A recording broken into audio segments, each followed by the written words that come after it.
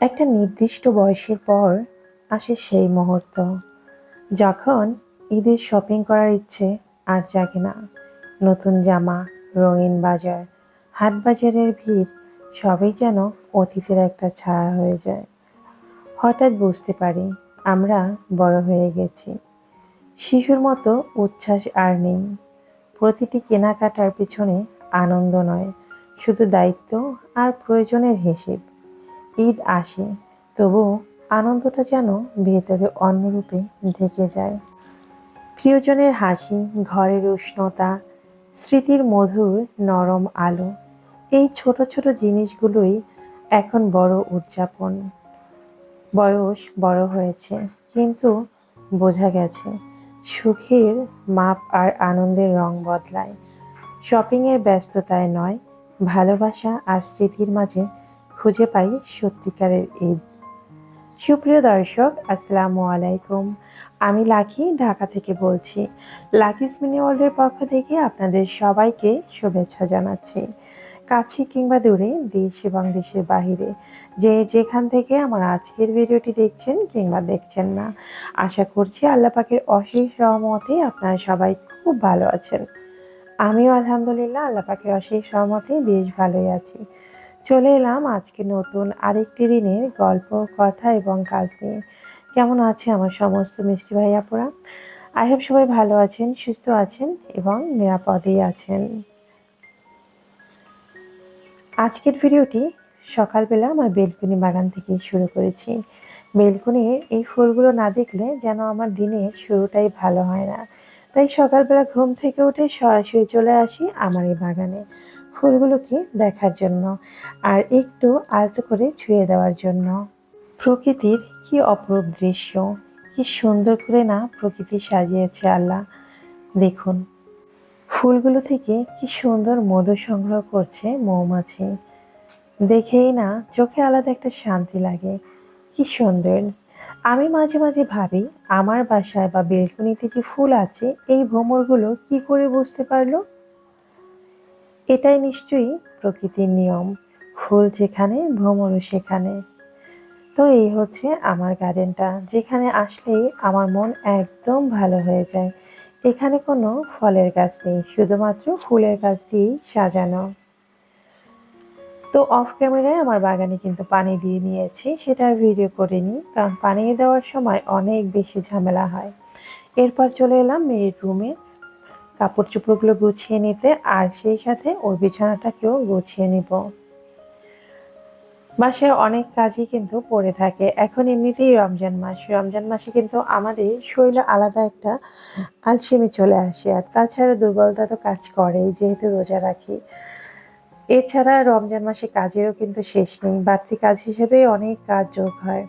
ইচ্ছে থাকুক আর না থাকুক, ভালোবেসে সংসারের কাজগুলো কিন্তু করতেই হবে, কারণ আমরা আমাদের সংসারটাকে পরিপাটি করে সাজিয়ে রাখতে অনেক বেশি পছন্দ করি।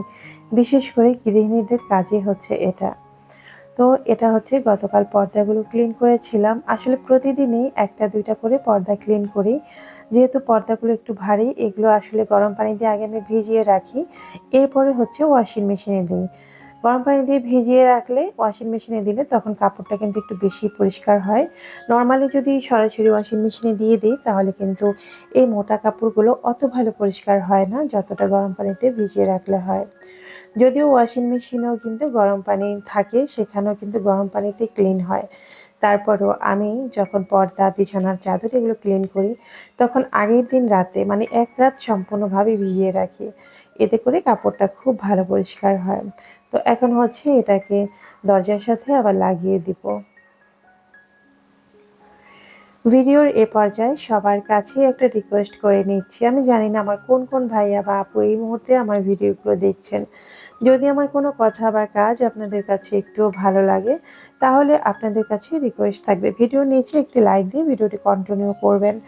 আর ভিডিও বিষয়ে যদি আপনাদের কোনো মতামত থাকে, সেটা অবশ্যই কমেন্ট বক্সে কমেন্ট করে জানাতে ভুল করবেন না। আর আজকে প্রথম আমার যে সকল আপু বা ভাইয়ারা আমার চ্যানেলটি ভিজিট করছেন, তাদেরকে বলছি, আমার কোনো কথা বা কাজ যদি একটু আপনাদের কাছে ভালো লাগে, তাহলে আপনারা চাইলে আমার ছোট্ট পরিবারের একজন সদস্য হয়ে থেকে যেতে পারেন আমার চ্যানেলটি সাবস্ক্রাইব করে। তো কথা বলতে বলতে আমি পর্দাগুলো কিন্তু লাগিয়ে দিয়েছি। এখন হচ্ছে কুশন কাভারগুলো ভরে নিয়েছি। এরই মধ্যে আমি কিন্তু এক সেট কুশন কভার অর্ডার দিয়ে বানিয়েছি। সেটা হচ্ছে কুশি কাটার, বলতে পারেন অনেক দিন আগে। তো সেটা এখন পর্যন্ত আমি যে খুলে দেখব সেই সুযোগটাও আমার হাতে হয়নি বা আমার ইচ্ছে হয়নি, কেন জানি না। ইদানিং এত বেশি উইক লাগে আর শারীরিকভাবে তো অনেক অসুস্থ, সেটা আল্লাহ পাকই ভালো জানে যে তিনি কবে আমাকে মুক্তি দিবেন। তো আপনারা সবাই দোয়া করবেন যেন আমি একটু সুস্থ হতে পারি। তো চেষ্টা করব খুব শীঘ্রই আমার সেই কুশন খাবারগুলো আপনাদের সাথে শেয়ার করার জন্য। যখন আমি দেখব তখন আপনাদেরকেও দেখাবো। পার্সেলটি হাতে এসেছে প্রায় ৭ মাস পরে, বলতে পারেন অনেক কাঙ্ক্ষিত জিনিস, সেটাও কিন্তু এখন পর্যন্ত আমি হাত দিয়ে খুলে দেখিনি। তো আপনাদের সঙ্গে খুব শীঘ্রই সেটা শেয়ার করে দিব। তো একটু একটু করে ড্রয়িং রুমটাকে একটু গুছিয়ে নিয়েছি, যেভাবে আসলে রেগুলার গুছিয়ে থাকি। গাছে একটা লাউ হয়েছে, তো ভাবলাম আজকে লাউটা কেটে ফেলবো আর লাউ দিয়ে ইলিশ মাছ দিয়ে রান্না করব। তো এখন হচ্ছে আমি লাউটাকে কেটে নিব। আমার ভিডিওটা আমি একাই করছিলাম, কিভাবে ফোনটা রাখবো বুঝতে পারছিলাম না। তো অবশেষে কোনোভাবে উপরের দিকে তাক করে রেখে দিয়েছিলাম। আর এই যে দেখেন আমি কিন্তু লাউটাও কেটে নিয়েছি, মাশাআল্লাহ অনেক বড় হয়েছে। নিজের গাছ থেকে কোনো ফল বা সবজি কিছু কাটা বা পাড়ার স্বাদই কিন্তু আলাদা। হতে পারে এটার মূল্য খুবই কম, কিন্তু আমার কাছে এটার মূল্য লাখ টাকার বেশি। কারণ এটা হচ্ছে আমার পরিশ্রমের ফল, সেটার মূল্য আমার কাছে তো লাখ টাকা হবেই। তো আমি কিচেনে সরাসরি লাউটাকে নিয়ে আসলাম আর এদিকে হচ্ছে আজকে যে বাজার গোছানোর জন্য সব কিছু রেডি করেছি। আমার যে হেল্পিং হ্যান্ড সে অলরেডি চলে এসেছে, তার কাছে সব কিছু কাটতে দিয়ে দিব। লাউটাকেও রেখে গেলাম যেন সে কেটে দেয়। তো যাই হোক, এরপর হচ্ছে আমি অন্যান্য কাজ করার জন্য চলে যাব। এখানে আর তেমন কিছু আমি করব না, সব কিছু আপা গুছিয়ে দেবেন তার মতো করে। তো আজকের ভিডিওটি মূলত সাজিয়েছি আমি ঈদ উপলক্ষে প্রথম কি কি কিনেছি সেটা একটু আপনাদের সঙ্গে শেয়ার করব। তার আগে বলে নিচ্ছি, আমি যে শপিংটা আজকে দেখিয়েছি বা দেখাবো সেটা কিন্তু অনেক দিন আগের বলতে রমজানেরও আগের। আপনাদের সঙ্গে শেয়ার করব করব করে করা হয়নি। অলরেডি এরপর কিন্তু আরও অনেক কিছু কিনেছি, কেনাকাটা হয়েছে, একটু একটু করে সেগুলো হয়তো বা শেয়ার করব। কিন্তু বিশ্বাস করেন এবার ভিডিও করার মতো কোনো ইচ্ছে নেই, বা ভিডিওতে যে একটা কিছু শেয়ার করব সেটাও ভালো লাগে না। আর এই যে পার্সেলটা দেখতে পাচ্ছেন আজকে আনবক্সিং করলাম, এই পার্সেলটা আমি হাতে পেয়েছিলাম আরও 2 মাসের বেশি হবে, হ্যাঁ 2 মাসের বেশি হবে।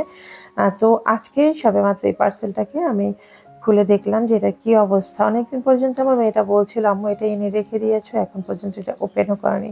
তো এটা হচ্ছে একটা মফ, সাধারণত এটা দিয়ে ঘরও মোছা যায়। আর আমি এটা এনেছি হচ্ছে আমার যে ওয়ালের টাইলসগুলো আছে সেই টাইলসগুলো ক্লিন করার জন্য। এটা খুব সহজেই রোটেট হয়, যে কারণে হচ্ছে আমি এই মফটা নিয়েছি। জানি না কতটুকু কাজ করবে, কারণ অনলাইনে যখন আমরা কিছু দেখি তখন সেটা আমাদের কাছে অনেক বেশি ভালো লাগে। আর সেটা যখন আমরা ব্যবহার করতে যাই তখন সেটা কিন্তু আর আমাদের মনের মতো থাকে না, বা যেরকম ভাবি আশা করি সেরকমটা আর হয় না। তো এটার সাথে এক্সট্রা করে উপরে আরেকটা মপের যে তোয়ালের মতো দেওয়া আছে সেটা কিন্তু দেওয়া রয়েছে। যাই হোক, এক্সট্রাটা আমি রেখে দিব, আর একটা এখন আমি পুরোপুরি সেট করে নিয়েছি। জানি না কতটুকু কাজ করবে, পরবর্তীতে যখন কাজ করব ইনশাল্লাহ আপনাদের সঙ্গে শেয়ার করে দেখিয়ে দিব। তবে সেটা হয়তো বা খুব শীঘ্র হবে না, কারণ এখন যেহেতু রমজান মাস, এখন অনেক ভারী কাজ থেকেই কিন্তু আমরা দূরে থাকি, আর ইচ্ছে থাকলেও অনেক কিছু করতে পারি না, সময়ও হয় না। তো চলেন দেখে নিই যে এবারের শপিংয়ে মানে এবারে ঈদের কেনাকাটায় প্রথমবারের মতো কি কি কেনাকাটা করেছিলাম। এরপরে যা কিছু কিনেছি সেগুলো কিন্তু এখন পর্যন্ত আমি কোনো ভিডিও করিনি, আর আদৌ করবো কিনা আমি জানি না। আসলে ইদানিং ভিডিও শেয়ার করতেও ভালো লাগে না, আর কোনো কিছু যে করব সেটাও ভালো লাগে না। মন মানসিকতা সব কিছুই অনেক বেশি খারাপ থাকে, তার মধ্যে শারীরিক অসুস্থতা, এইসব মিলিয়েই আজকাল কেন জানি না ভালো লাগে না। তো যাই হোক, এখন যে কাপড়টা দেখিয়েছি এই কাপড়টা হচ্ছে নিয়েছি মেয়ের টপসের জন্য। উপরের একটা টপস হবে, আর এটা হচ্ছে ব্ল্যাক কালারের যেটা দেখাচ্ছি এটা হচ্ছে মেয়ের স্কার্টের জন্য। অনেকদিন পর্যন্ত বলছিল আম্মু স্কার্ট বানিয়ে দাও, তো ও তো একটু লম্বা মানুষ, তাই ওর রেডিমেড কোনো স্কার্টে তেমন একটা হয় না, বা হলেও সেটা অনেকটাই শর্ট লাগে। আর সেই স্কার্টগুলো ওর পছন্দ না, তো আমি নিজের হাতে ওকে স্কার্ট বানিয়ে দিব, সেই জন্য এই কাপড়গুলো এনেছি। এগুলো আসলে সব কিছুই নিউ মার্কেট থেকে কেনা। আর ওই কাপড়গুলো যে দেখেছেন, ওগুলো প্রত্যেকটা গজই কিন্তু 250 টাকা, 350 টাকা করে। 250 টাকার নামা আমি কোনো গজ কাপড়ই পাই না। যে কোনো কাপড় একটু ভালো কিনতে গেলে সেটার দাম 250 টাকার উপরে। আর ওগুলো কিন্তু 250 টাকা করে নিয়েছে। আর এখন যেটা দেখাচ্ছি, এটা হচ্ছে আমি একটা থ্রি পিসের জন্য কাপড় এনেছি। অনেক দিন পর্যন্ত এই ধরনের থ্রি পিস পরা হয় না। একটা সময় কিন্তু আমরা এক এক ধরনের কামিজ তৈরি করতাম, আর সেটার সাথে ম্যাচিং করে সেলোয়ার ওড়না নিতাম। তো আজকে হঠাৎ মনে হয়েছে এরকম একটা কিছু নেই। তবে কিনতে গিয়ে বুঝলাম একটা থ্রি পিস কিনলেও এর থেকে অনেক কম দামে কেনা যেত। যেই টাকা দিয়ে আমি এই সেটটা ম্যাচিং করেছি, এতে করে 2টা থ্রি পিস কিন্তু অনায়াসে কেনা যেত বাসায় পরার জন্য। আর এখানে হচ্ছে 2 সেট ক্লিপ নিয়েছি। এটা হচ্ছে আমার ভাইয়ের মেয়েদের জন্য। দুজনের জন্য 2 সেট ক্লিপ নিয়েছি। ক্লিপগুলো দেখে আমার ভালো লেগেছে। তো ভাবলাম ওদের জন্য কিছু একটা নিয়ে যাই।